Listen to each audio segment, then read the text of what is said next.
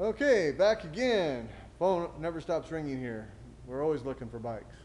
Here we got a 83. This is an original paint FXWG. It's a wide glide model. The wide glide was introduced in 1980 because the American biker in the 70s loved taking super glides and putting a wide glide and a 21 on it.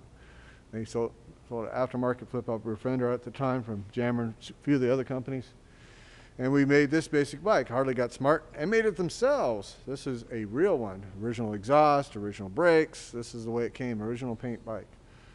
This particular bike is a whopping 19,000 original miles. Wow, it's like brand new condition. Super, super clean.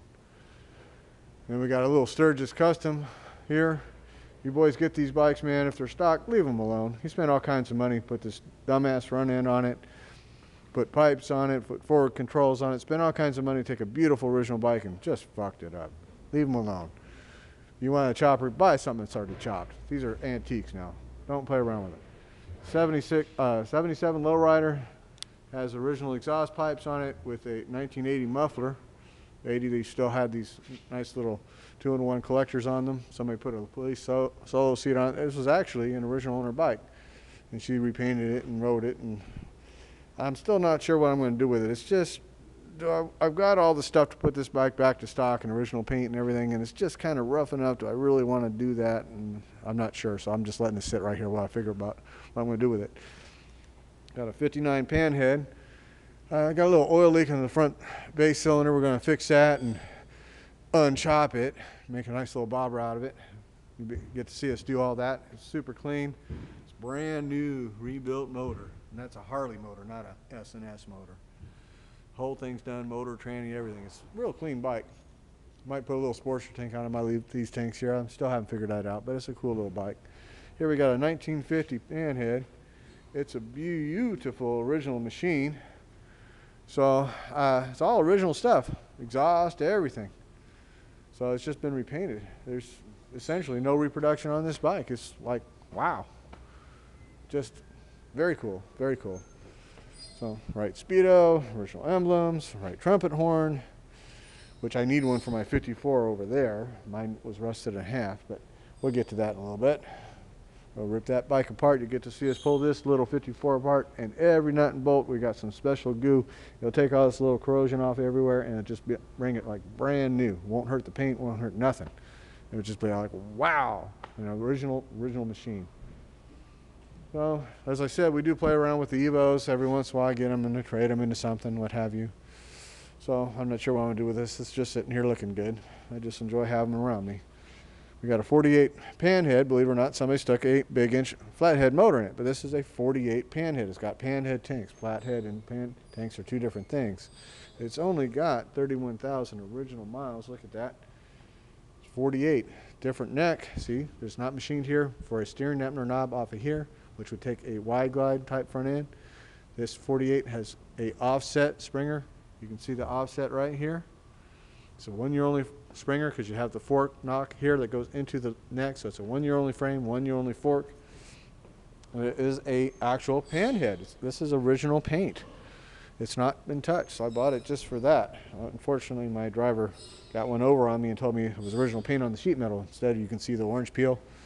Some of these guys like to play and then they lose their jobs because I send guys out and we pick this stuff up from everywhere. But still got original paint, so I might do something with it one day. It's a nice original bike. We'll see. Meanwhile, it's just sitting here looking good. So sometimes I just like having them here. This was a accessory light. A lot of the guys didn't like the Harley little seal beam light they had in 48 and the earlier little light because it just didn't put out all that much. So they put these bigger headlights on so you can actually see where you're going. Very important, you know, novel idea. Want to see where you're going. So that's a correct accessory item for the time. And here we have a neat little Sportster. It's a 10,000 mile, real mile bike. Wow, it's all original except for somebody got smart and painted it. But it's even got the right seat. It's got the right exhaust pipes on it. Nice little XLCH, kick only bike. Good little hot rod for a little bar hopper for somebody. So we occasionally play with stuff that's really weird and unusual. This here is a 47 Famous James. Famous James. It's only got 2,344 original miles on it. Correct headlight is bone stock. I'll probably never get this thing running, but it's a beautiful bike. It's just really cool sitting here. This was an ML for military light. It was an actual military bike the British used in World War II. And when they got done with the war, they said, well, what do we do with these extra bikes? Well, they painted them civilian, and then they sold them. And here they are. A lot of them were imported in the late 40s, early 50s over the U.S. And when you were a young boy of 12 years old, this was the machine to have. Original plate, look at that. Look at the original decals. This is the original seat. I even have the original tools out of the toolbox here. Neat little bike. It's a little two-strokes, little 125cc. Check this out. It's got dual port exhaust. How cool is that? What a machine. And believe it or not, little 125cc has a 3-speed with a tank shift. Where do you see that? I bring this thing at the meet and it gets more attention than any Harley I've ever had. It's incredible. Who'd have thought? Evo choppers with springers. We got a couple of them. It's a beautiful FXRS. This is a convertible. We've got the original bags, got the original windshields. Got an amazing 10,000 original miles, just like brand new original bike.